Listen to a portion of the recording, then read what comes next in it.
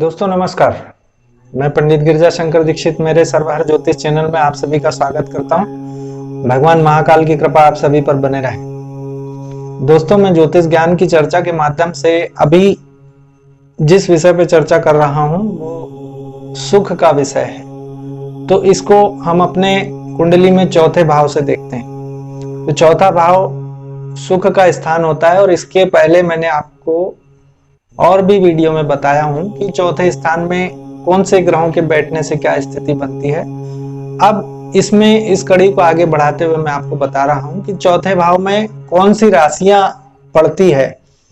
मान लीजिए चौथे भाव में मेष राशि है, किसी की वृषभ राशि, किसी की मिथुन राशि है। इस तरह से 12 राशियां हो सकती हैं। तो उसमें हमको देखना पड़ेगा कि व्यक्ति किस तरह का सुख प्राप्त करता है और यदि नहीं करता है तो उसको क्या रेमेडीज, क्या उपाय अपनाना चाहिए जिससे हम उस भाव से संबंधित हमको लाभ मिल पाए। तो मैं अभी आपको राशियों के बारे में बताऊंगा कि सुख भाव में यदि चौथा जो स्थान है उस भाव में यदि 1 नंबर की राशि पड़ी हो तो वो मेष राशि कहलाती है और मेष राशि का स्वामी मंगल होता है। तो यदि आपकी कुंडली में चौथे भाव में मेष राशि है तो आपको समझना है कि आपके चौथे भाव का स्वामी मंगल हो गया। यदि वो कुंडली में अच्छे स्थानों पर बैठे हुए हैं तो आपको बहुत अच्छी स्थितियों में सुख प्रदान करेंगे, और यदि नहीं है तो फिर उस सुखों में बाधाएं आती है। तो हमको देखना पड़ेगा कि हम उसका क्या उपाय करें और कैसे उसका लाभ लें। तो मैं बताना चाह रहा था कि मेष राशि यदि यहाँ किसी की पड़ती है तो आपको ये समझना है कि ऐसे व्यक्ति के घर में जानवर बंधे रहते हैं, मतलब वो जानवरों के कार्य से लाभ पाता है। अब ये तो पुराने समय की बात हुई मित्रों, दोस्तों, लेकिन आज के परिवेश में देखा जाए तो लोग जानवर नहीं, बहुत सारे फिर वाहनों की स्थिति हो जाती है। तो ऐसा व्यक्ति वाहनों से बहुत लाभ पाता है। तो चौथे स्थान में यदि किसी की मेष राशि पड़ी है तो उसका वाहन का काम बड़ा सक्सेस होगा। दूसरी बात बताऊंगा कि मेष राशि अग्नि तत्व की राशि है, भूमि को रिप्रेजेंट करता है मंगल, इसलिए भूमि से संबंधित कार्यों से भी व्यक्ति लाभ पाता है। तो यदि आपकी मेष राशि चौथे स्थान में है तो आपको भूमि के कामों से लाभ हो सकता है। तो ऐसे व्यक्ति चाहे दलाली का काम कर ले, मतलब संपत्ति की खरीदी बिक्री में दलाली का काम कर लें, या फिर संपत्ति को खरीद बेच के लाभ प्राप्त कर लें, ये भी उनके पास पाया जाएगा। तो चौथा भाव मेष राशि का स्वामी मंगल, मतलब साहस, नेतृत्व। तो ऐसे व्यक्ति बहुत साहसी पाए जाते हैं, तो जुट के काम करने की उनके अंदर क्षमता होती है।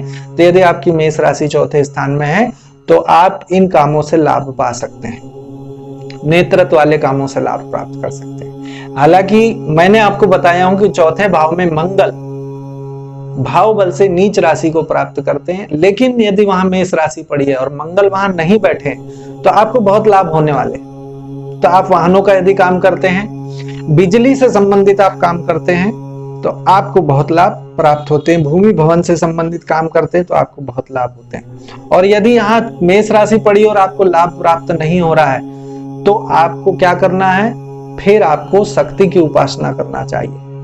शक्ति में चाहे आप हनुमान जी की उपासना कर लें या दुर्गा जी की उपासना कर लें। तो आप यदि सुख ठीक तरीके से नहीं प्राप्त कर पा रहे हैं तो आप नित्य या मंगलवार को हनुमान जी की विशेष उपासना करिए, दुर्गा जी की विशेष उपासना करिए। तो उसमें उनका मंत्र जाप कर सकते हैं, सुंदरकांड का पाठ कर सकते हैं, हनुमान चालीसा का पाठ कर सकते हैं, बजरंग बाण का पाठ कर सकते हैं, संकट मोचन स्तोत्र का पाठ कर सकते हैं, या दुर्गा जी के कोई स्तोत्र का पाठ कर सकते हैं, दुर्गा जी के कोई मंत्र का जाप कर सकते हैं, दुर्गा जी के मंत्र की माला फेर सकते हैं। तो आपको निश्चित तौर पर चौथे स्थान में मेष राशि होने पे ये लाभ प्राप्त हो सकते हैं।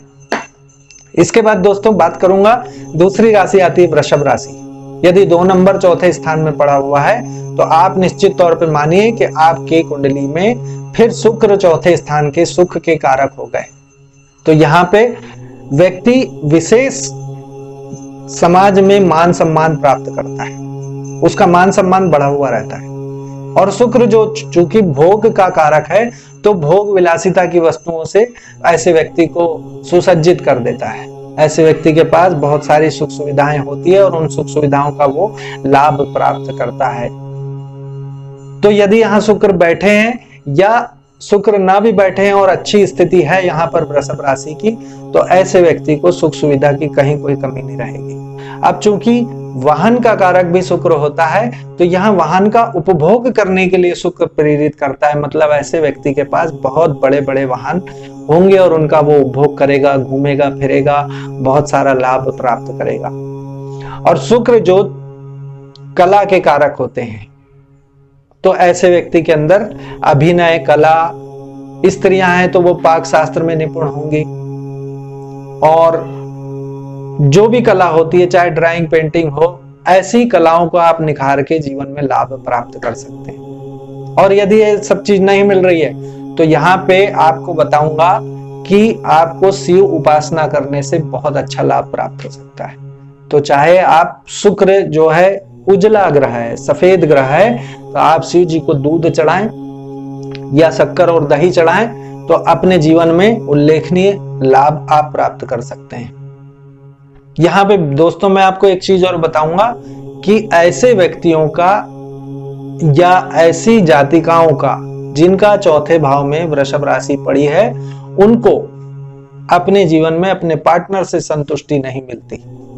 संतुष्टि का मतलब उनके बीच में हमेशा मतभेद उत्पन्न होते रहते हैं। तो यदि मतभेद उत्पन्न होते हैं तो भी आपको शिव उपासना करना है, जिससे आपको बहुत लाभ प्राप्त होगा, फलदायी होता है। अब इसके बाद तीसरी राशि आती है मिथुन राशि।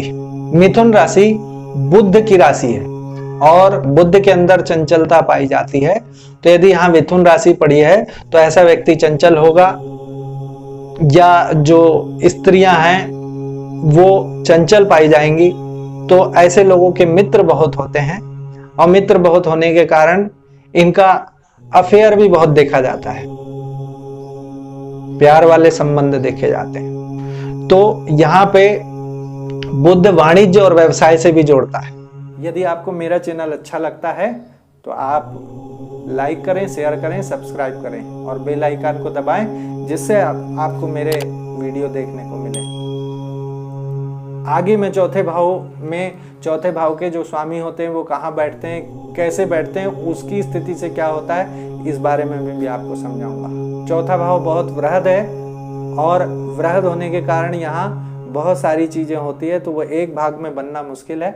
इसलिए मैं आगे के और वीडियो में आपको इसकी जानकारी दूंगा। जय महाकाल।